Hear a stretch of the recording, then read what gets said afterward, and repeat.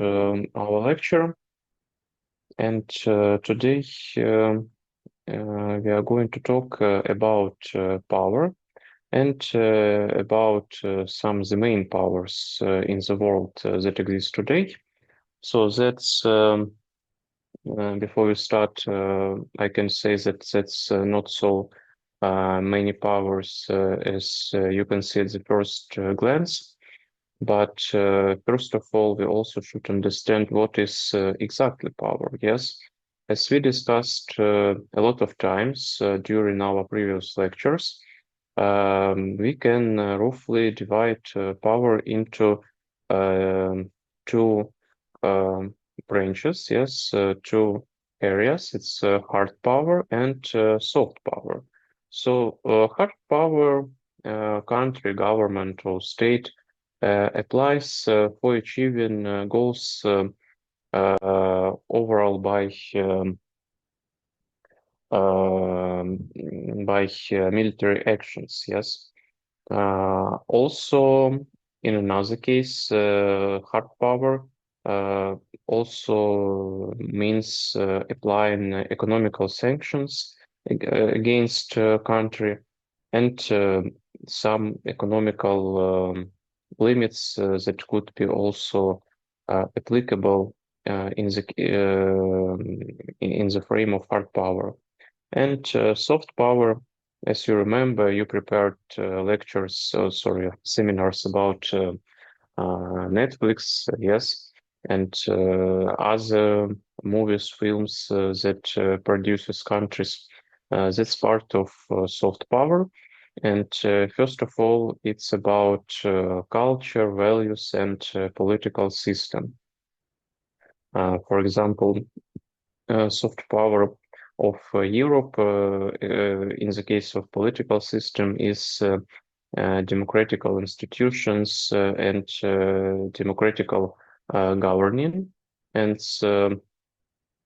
some people from certain countries, it looks attractable, and they can in some way uh, tolerate Europe and Europeans because they like democracy. Also, in another case, soft power could be French films. That's a big industry that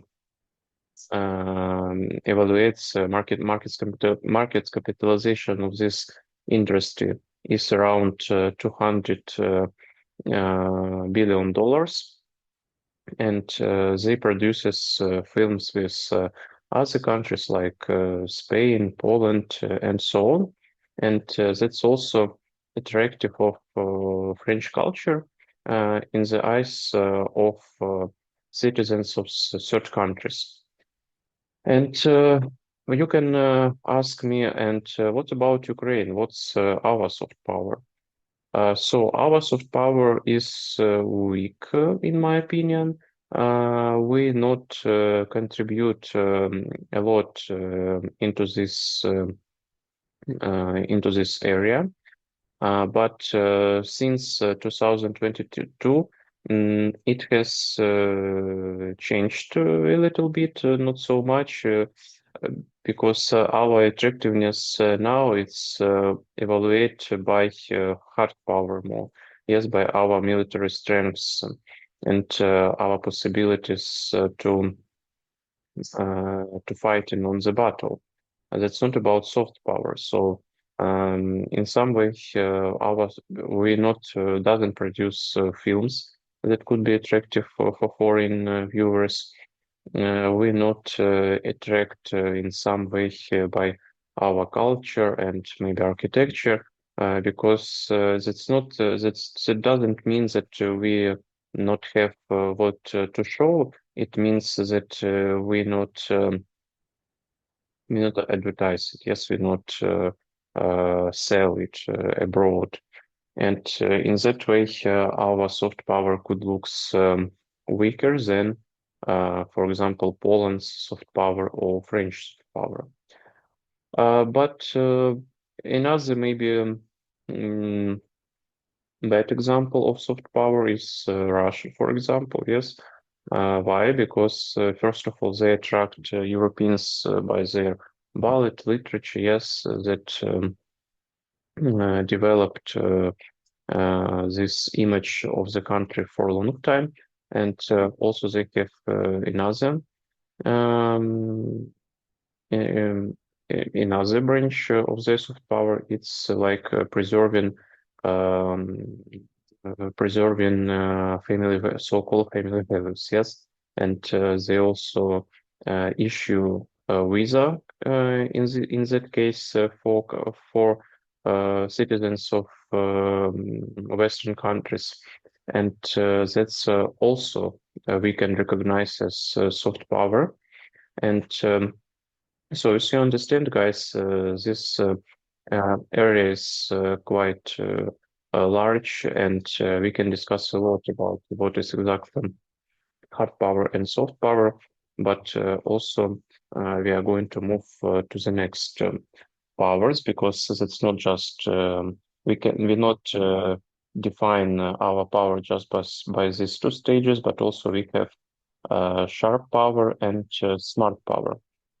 In some way, a sharp power was introduced by authoritarian state in influence via manipulation, by media, and spreading misinformation online. So what does it mean? For example, we wanted to build an attractiveness of your country, but you have not so much sources like Western countries, according to their soft power and producing this soft power. But you have some money um, for manipulate auditories in other countries.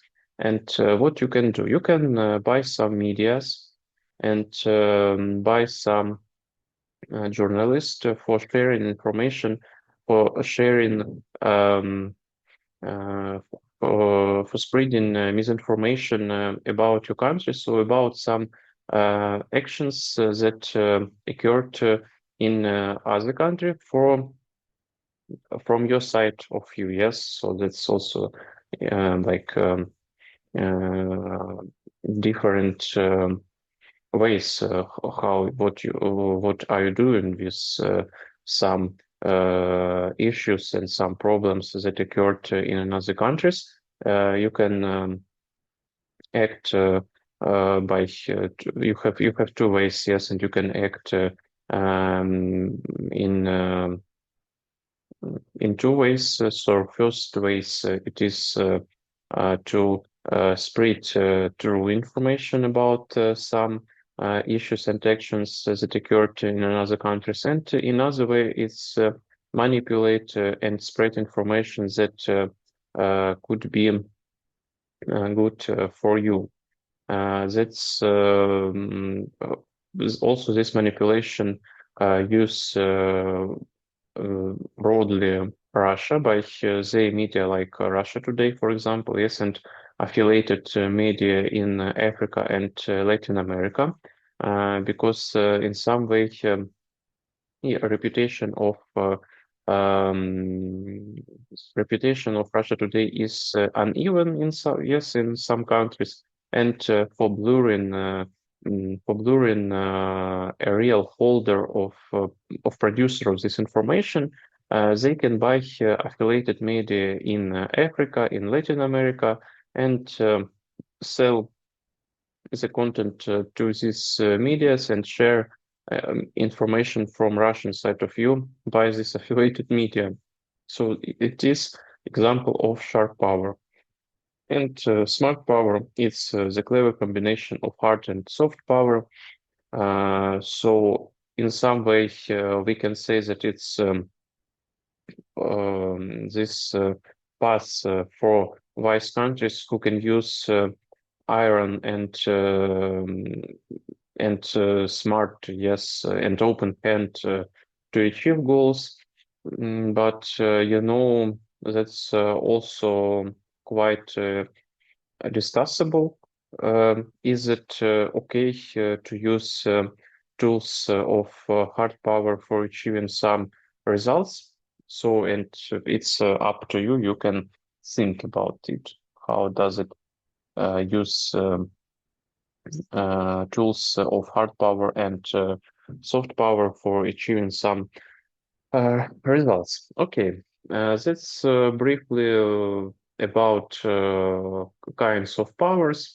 And now let's talk about power structures after the World War II.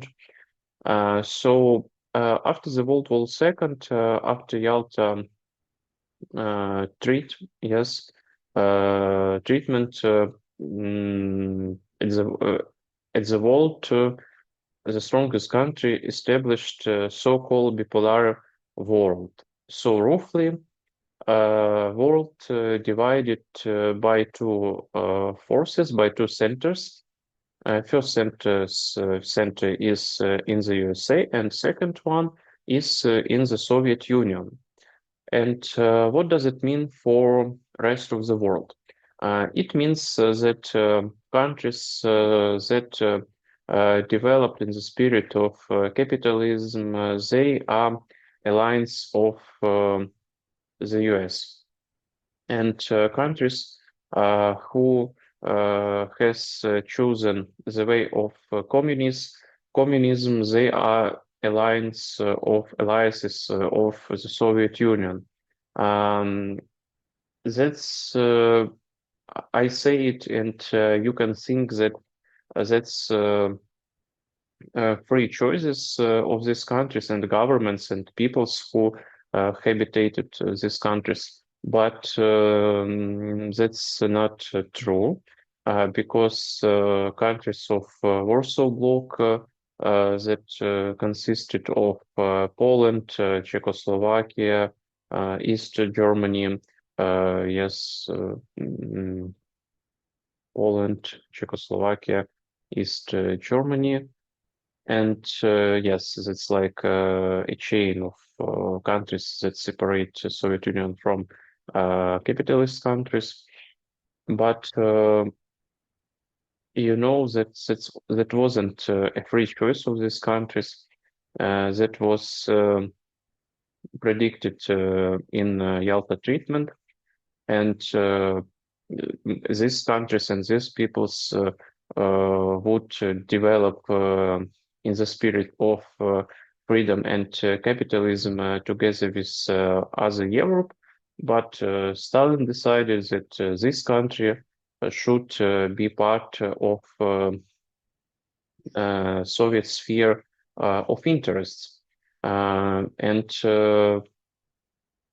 this world existed until 1991, and until that period, some historians and politicians say that it was the world of unipolarity. So the Soviet Union completely denied, declined, sorry, and countries that emerged after decline of Soviet Union, it's like the biggest one, Ukraine, Russia, Kazakhstan, Belarus, and also other countries that appeared in mid-Asia, yes, and so on. They had not so much power, and they were weak, so they were exhausted after economy that was on the rail of planning economy, and there was an understanding in Western countries that they were on the way of recovering after Soviet government, so they not they not they weren't recognized as powers that could replace Soviet powers, even Russia with nuclear potential and nuclear missiles. That's also that wasn't recognized as a replacer, full replacer of Soviet Union. And also, you know that in 19th there were ideas that Russia become democratical country with capitalist economy, and as some um, scientists say, democracies not start the war between each other. But first of all, Russia didn't become democratical countries. It with Putin, it come back to authoritarian practices, and even during Yeltsin period, that wasn't fully democratical countries. So you can maybe remember, or you have read some uh, fighting, yes, some bombing mm, mm, house of Soviet's house, maybe, or Soviet Council, Dom Sovetov in Moscow, yes. So it was bombed, and that's not a democratical gesture by Yeltsin. So in some way, Russia didn't become fully democratic, but some Western governments thought that it could and should become fully democracy. Uh, and even after Orange Revolution that occurred in Ukraine, some Western policies thought that if Ukraine can be a democratical country, it can and can in revolution way change the government. Russia 100% also could be democratical countries, but that's in some way these conclusions were made mm, because of not understanding the all mechanisms that exist in Ukraine and in Russia, and how our societies exist. Some says that everything has changed after 2008 when Russia um, invaded into Georgia. Also, some historians say that this unipolarity world was ended after um, mm, after 2020 sorry, 2001, yes, attacks on the skyscrapers in New York Trade Center, yes. So we can recognize this unipolarity world as like the world that was over in 2008 or in 2001. Two dates are possible. Okay, and today some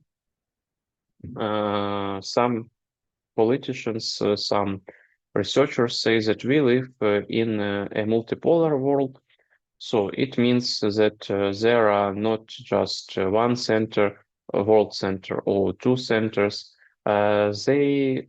There are several centers all over the world, and we can say that USA is definitely one of the center.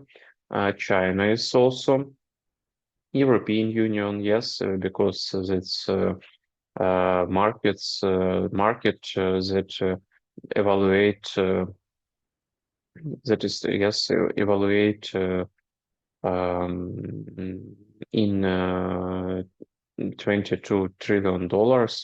That's big markets with big purchase capacity of the citizens, and we can recognize it like one of the world power by purchases capacity.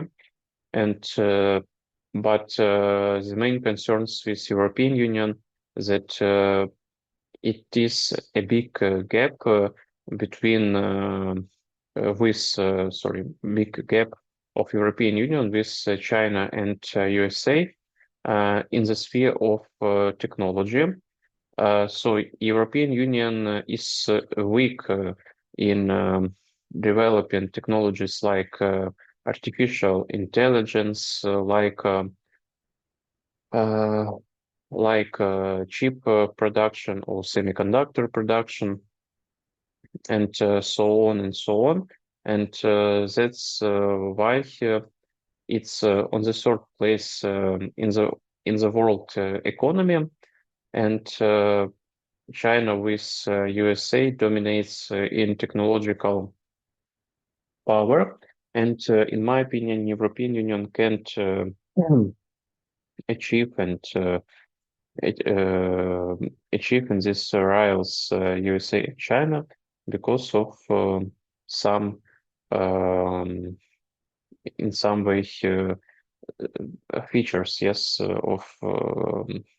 of functioning of European Union. But we can say that that's also could be recognized as one of the global power. Also, it's important how we explore and define our world through which lens we can um, uh, define some um political political issues that happening all over the world. And there are three lenses in international relations. First of them is realism. So the world is a jungle. Power and security matters most. Countries have interests, not friends. That theory was developed after the World War II, and it was dominated for a long time. But then to this theory also come liberalism. It means that cooperation is possible, trade, United Nations, and democracy make peace, rules based on international order. So that theory, as we discussed, more about economical cooperation and trades, because some scientists argue that countries want more to trade than be in the state of war. And partly, in my opinion, it works just for European and Western countries. And constructivist theory, it means that identity, culture, and ideas matters. So it means that for defining any relations that occurs between two or several countries, it's important leverage in defining these relationships are identity, culture, and ideas. So what I mean, for example, when we analyze the war between Ukraine and war, we can see through these lenses, and if we explore this war through the lens of realism, Russia should definitely win. Why? Because it has uh, strong sides in people's power, yes, so possibilities of mobilization, possibilities of arms production, and we can say that in through this lens, Russia could win the war. If we explore this war through the lens of constructivism, we add to this lens some definitions like identity and culture. And what does it mean? It means that Ukrainians have a strong identity that defines ourselves like Ukrainians. Yes, that we belong to Ukraine, and in that way we can't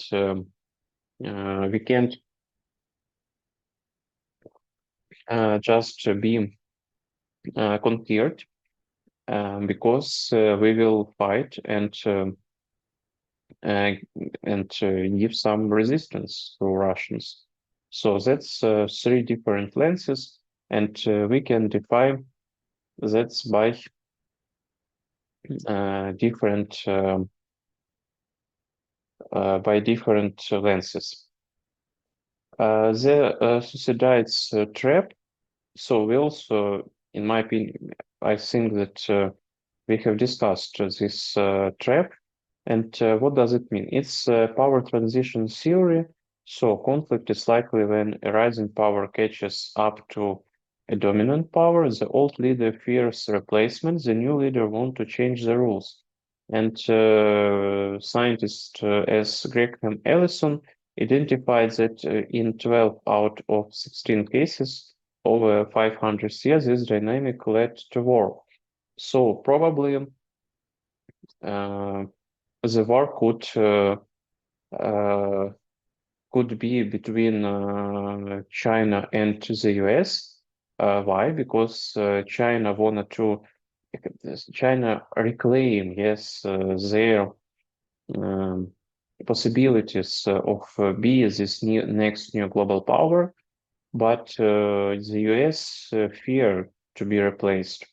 And in that way, could could appear some tension between these two powers, and that can lead us to the next global war. But if could it happens, it depends.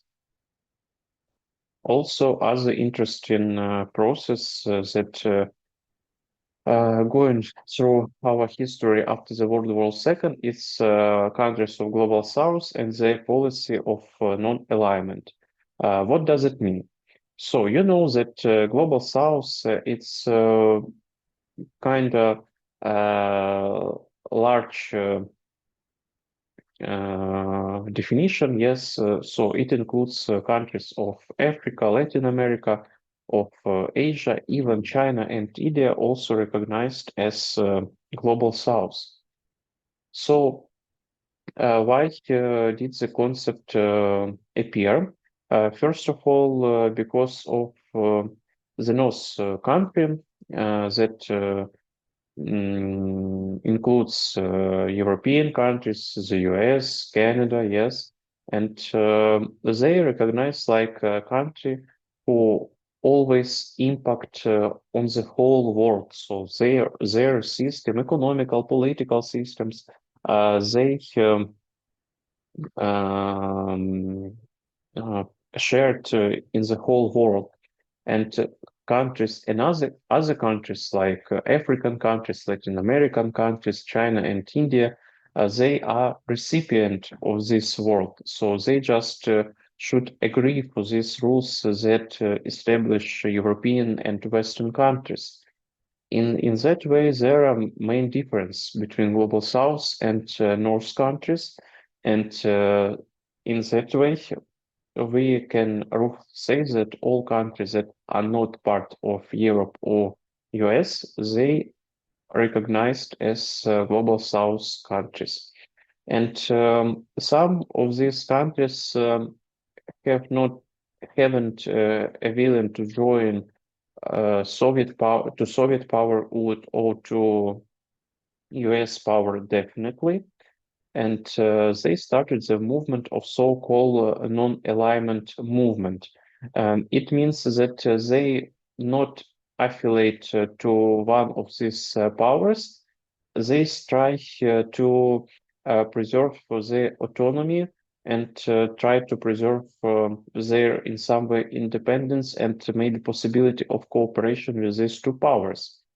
And today, this alignment renewed after the war in Ukraine and after the tension between US and China, because today the main rival and the main rival of US is China, not Soviet Union. And some countries also could should choose between these two new power, but not of them wanna choose. Some of them wanna cooperate with both of these forces, and they choose so-called non-alignment movement. Uh, Also BRICS. So some of these countries that belongs to non-aligned movement, we can except maybe Russia, no, and China, yes, in some way Russia and China. But GDP of global GDP of the whole world is 41% belongs to BRICS, and rest of the world it's G7 belongs to other countries. So it's new emerging markets that develop fast developing markets, except Russia, because this market's not developed, but they are part of BRICS bloc.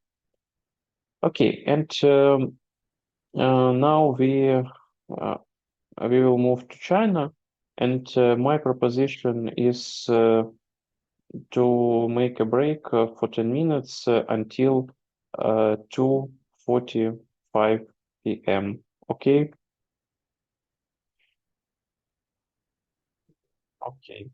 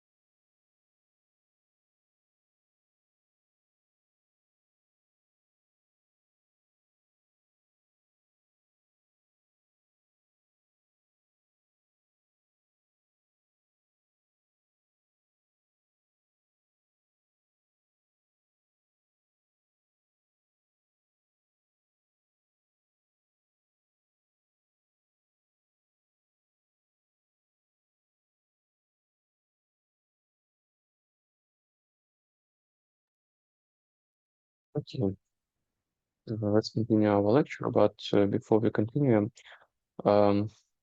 так, Софія і Ліза, а ви заповнювали опитувальник або ж зворотній зв'язок про дисципліну країнознавства, коли заходиш на саму дисципліну на ПНС? Я, якщо чесно, не пам'ятаю, можу зараз глянути. Якщо не заповнювали, заповніть зараз, будь ласка. Софія, так само заповніть, будь ласка, опитувальник. Добре. Да, дякую. Окей. Let's continue our lecture.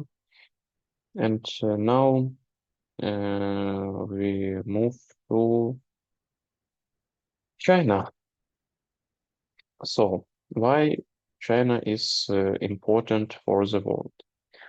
First of all, it's one of the biggest country by the territory, and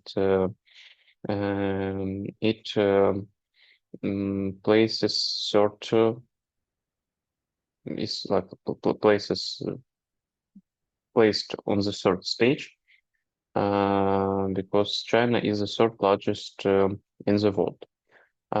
It surrounded by 14 countries, and also their maritime is faces the Pacific, a strategic focus on South in China Sea, and also in Taiwan. No, okay, so we can also say that some western borders like Xinjiang and Tibet, it is a crucial links to Central Asia via Belt and Road Initiative. We also will talk why Belt and Road Initiative is so important for China. So today China is the workshop of the world. Most of the world industries is placed in China, and this situation started after the market reforms in 1978 that lifted hundreds of millions out of poverty and creating the economic engine of the world.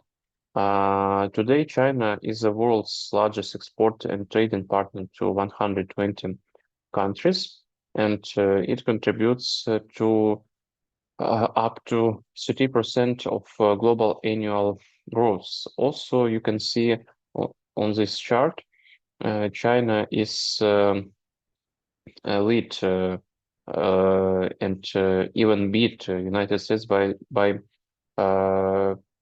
purchasability. Yes, so it means that it produces much more than United States, and then also we can see and explore the main Chinese dream. And one of the founder of this dream is John Guomeng. And what does it mean? It means that Chinese dream of great rejuvenation. So reclaiming China's rightful place at the center of the world after centuries of humiliation. The history of China is complex. Why? Because for a long time, this big areas, that's big countries, was colonized by Great Britain, France, and in that way, it was subaltern to these countries. But today everything has changed, and now this country depends on China. Global vision, community of common destiny for humankind, rejecting Western alliances and promoting sovereignty-based cooperation. Today, China is develop their policy in the terms of sovereignty. So what does it mean? It means that achieving the goal for being sovereign in production, achieving the goal for being sovereign new technologies or cutting-edge technologies producing and developing. Also, today you can see that materials and purchases that produced in China has better quality than before. And it means that China constantly evaluate and change. And in some way, they have changed their production and it become much better. So that's in some way why China evolved so fast. The new Silk Road. From the school history, you remember that there was Silk Road that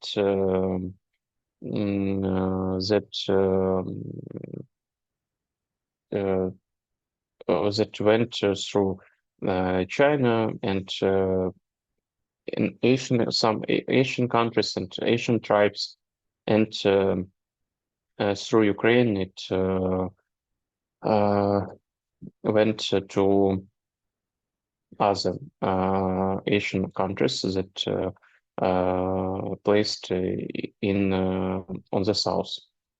Today, China introduced the new Silk Road or Belt and Road Initiative that was launched in 2013, and this is the largest infrastructure project in history involving 140 countries. So this project also involved Africa's countries by building seaport infrastructure and in the terms of this initiative, China builds roads, ports, and railways to create global trade dependencies and alternative development models to the Western countries. And today they estimate that this project capitalize around $1 trillion. So this project has some impact and also risks. First of them is the case with Hambantota, Sri Lanka, often cited as a debt trap diplomacy that today China control and leased, yes, ports of Sri Lanka for 90 years.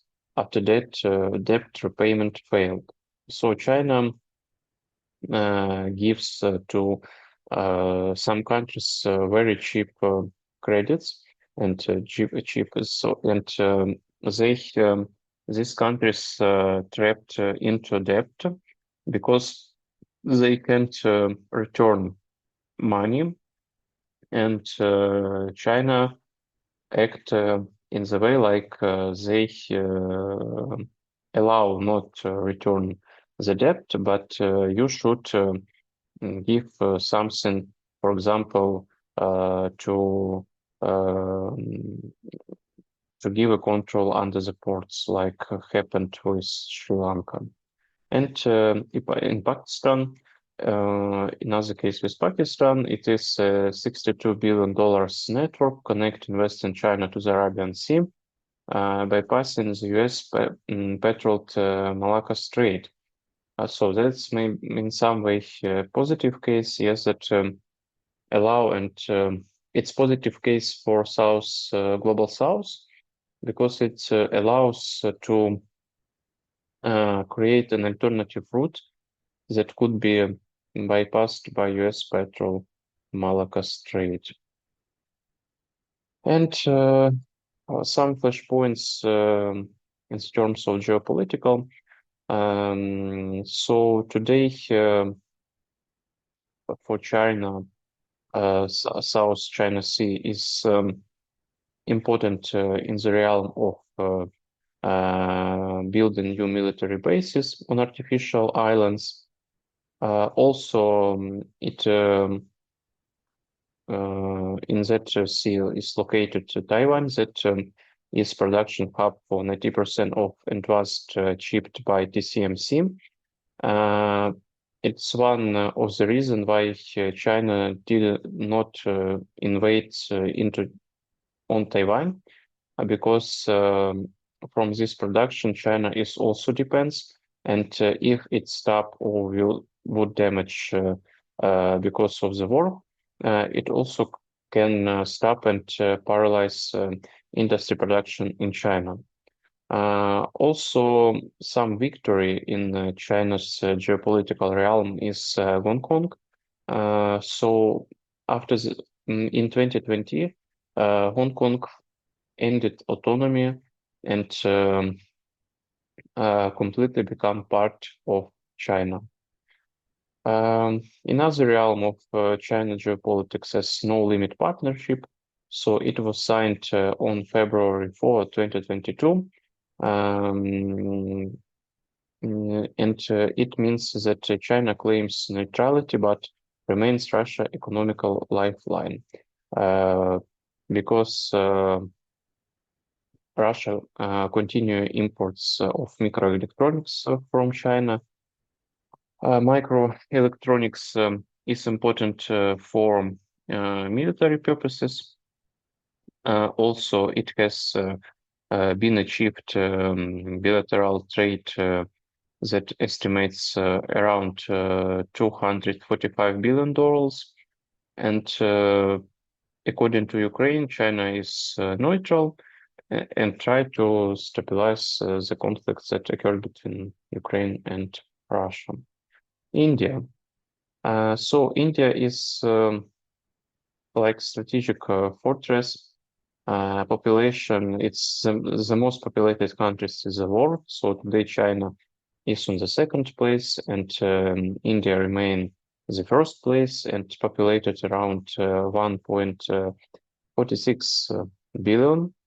Also, it controls the center of the world most vital energy sea lanes in India Ocean, and have some strategic threats like Pakistan, because Pakistan possess nuclear power and nuclear weapon, and also the natural rival of India, China, that become stronger and stronger, and also India has disputes with China around the territories, but now we have not bar between these two forces.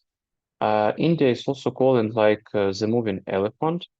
It means that in 2025 it overtook Japan in GDP and become fourth power. Also, some researchers predict that in by 2028 it could achieve Germany, but it is democratic and also has some demographic dividend from this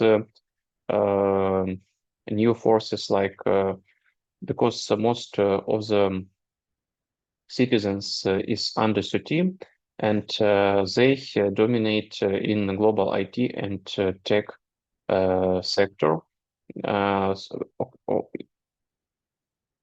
Overall, Western countries presented in India, so they not produce some unique products like China, for example, but in some way Western countries invest and develop technologies in India. The world teacher, so some way due to so large population, and the biggest group in India is Hindu. And in some way they try to develop their own nationalism and like to become a world teacher in Vishwaguru, so-called, and to project Indian wisdom as a global guide. Also, it includes pride in ancient Hindu civilization. Cultural diplomacy. India uses like tools of yoga, Ayurveda, and spirituality exported as global products. Also, they initiated uh, in the United Nations Day of Yoga. That was also Modi initiative. Modi is current Prime Minister of India. Strategic autonomy. So India tries to develop good relationships between different countries, also included Western countries and new emerging markets. The Quad, so-called, it's a security partnership with US, Japan, and Australia. Anti-China, yes, because as we discussed, they have some rivals with China. Also, developing relationships with BRICS and Shanghai Cooperation Organization. So it's groupings with Russia and China, like Global South voice, yes.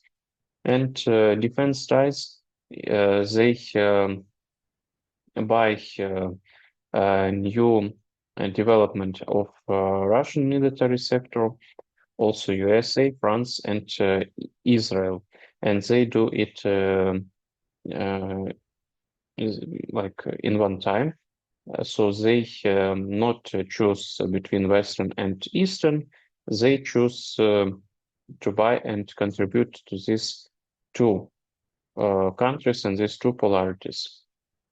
Also, if we talk about the global soft power, that's huge. First of all, thanks to it's the world largest produced by volume. Democracy is the best democratic election. And diaspora, it has a large diaspora around the world. There's around 32 million people all over the world. Okay, so it's not so interesting. And the growing giant of the South. Brazil is actually dominates South America, and so it borders almost every country in the continent. It is the home.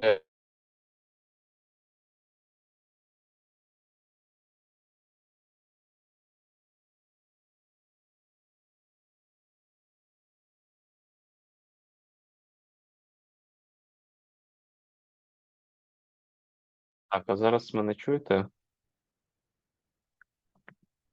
Так. Щось Так. мене викинуло. Ну ладно. Окей. Um, okay, so let's continue our lecture. And so, as I said, Brazil today is the green superpower that dominates in South America due to population and market capitalization. That's also agricultural superpower, so they export soybeans, beef, sugar, coffee, and oranges. They use new technologies in energy like hydropower, and also within they are major oil producer.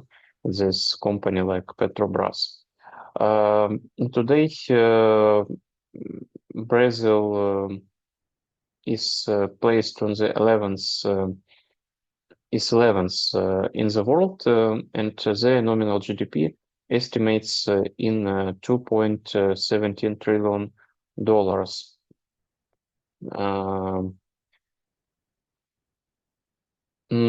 In some way,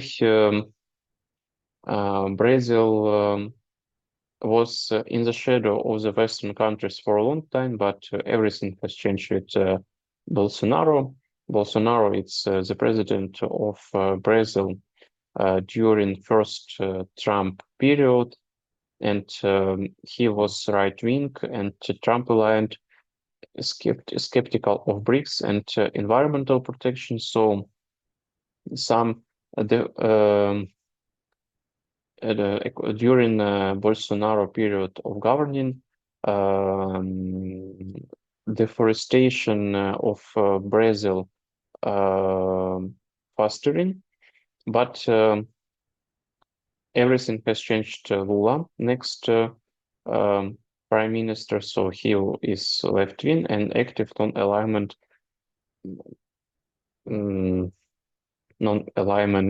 leader, and also his leadership during his period, Brazil became leadership of the global South.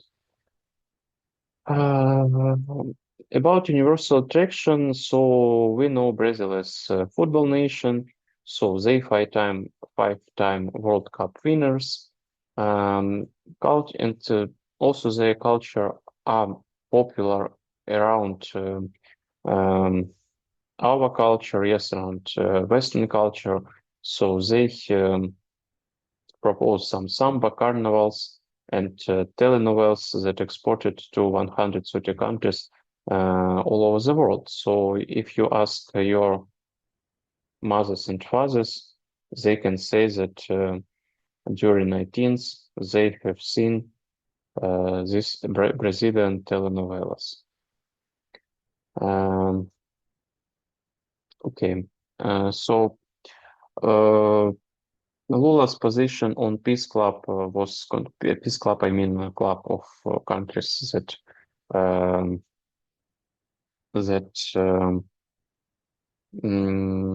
fight for peace in Ukraine. Yes, and it is in some way controversial because often rebuffed by the West for parroting propaganda. He proposed this club for mediation. Mediation of global South nations. They developed with China a plan of 6-point consensus but it was rejected by Ukraine because it ignored territorial integrity. Also, this president has deep ties to Putin because Lula attended Russian Victory Day, and this called relations with us. Tokyo. I think that it's the last one. So Turkey is, we can say that it's in some way gatekeeper of the straits. So Turkey bridges Europe and Asia, and yes, most vital asset in the control of the Turkish states, yes, Bosphorus and Dardanelles. Under the 1936 Montreux Convention, Turkey determines which warship can enter the Black Sea, critical role for Ukraine's survival. But today they develop the concept around neo-Ottoman foreign policy also, and some geopolitical forces. So they develop regional power on the Middle East, using its Ottoman history to influence formulates in Balkan, Middle East, and Africa.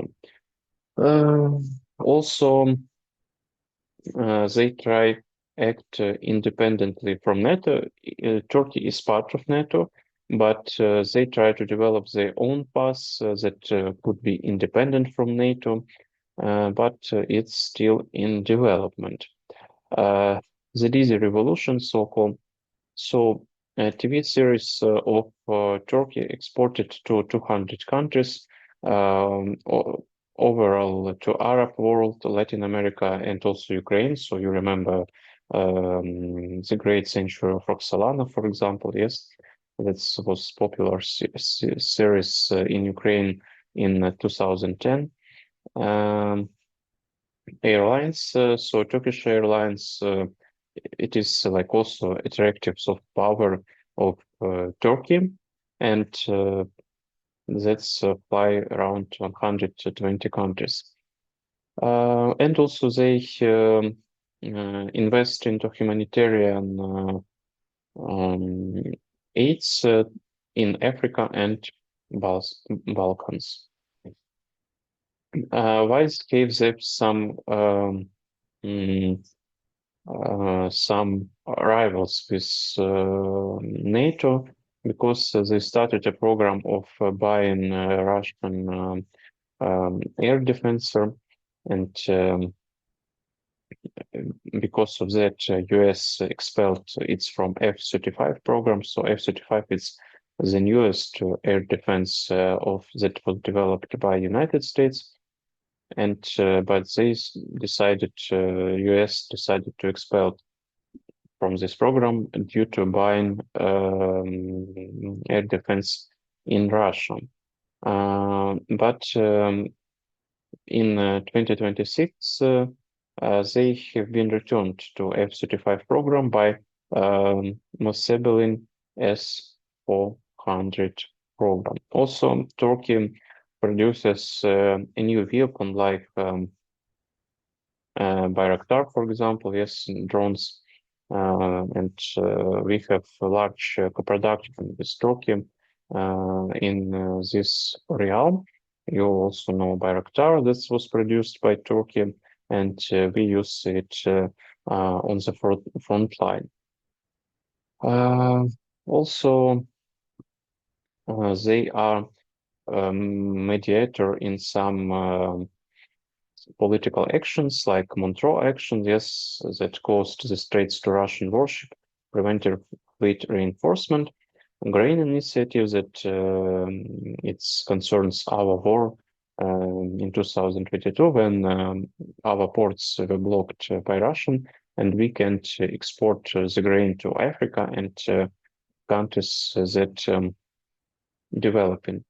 In that way, Turkish initiatives allow on the first stage to start this exporting program, but then Russia banned it, and we started export by our own some, I don't know, like